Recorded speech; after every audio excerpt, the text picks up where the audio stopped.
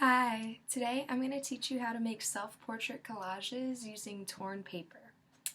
This lesson is designed for students around the age of high school, however it could be changed and edited for middle school as well.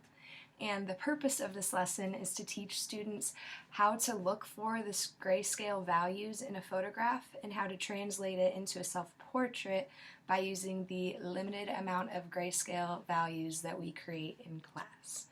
Should be pretty fun, so I'll show you how to do it. Alright, I'm going to begin by showing you a couple student examples as well as my finished piece, and then we'll get into materials and how to create it. These are some of the student examples that I have found online. They were first taken from a photograph and then translated into these works of art. And then this is mine.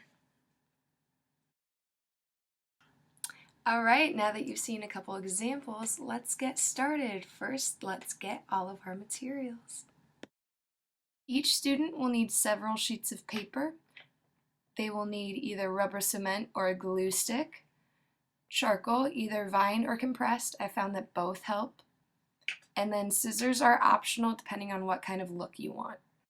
Now, when I say that scissors are optional depending on what kind of look you want, this is what I'm talking about. Either you can cut your paper to give it a nice crisp edge so that you can't see these white torn marks in between layers of shades, or you can leave it torn like this and leave these white marks. I prefer to leave the white marks. I think it just looks a little different, a little better, a little more organic and natural. Once all of the materials are distributed to the class, we are going to have them take a picture of themselves or print off a self-portrait that is converted into black and white so that they could use it as a reference for their work. Once this is done, we're going to be having them make grayscale gradients with charcoal so that they can tear it up and use it to create their collages. This is the gradient scale that I had made, and then once I was finished, I tore up each individual shade. After students are done with their gradients and have torn them up into individual shades, they can start working on their project.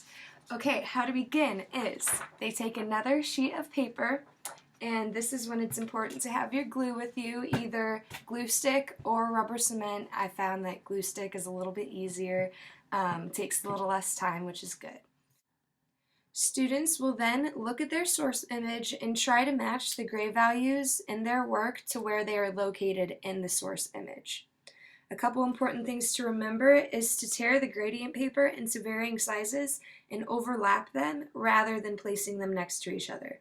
This will ensure that none of the background paper is poking through.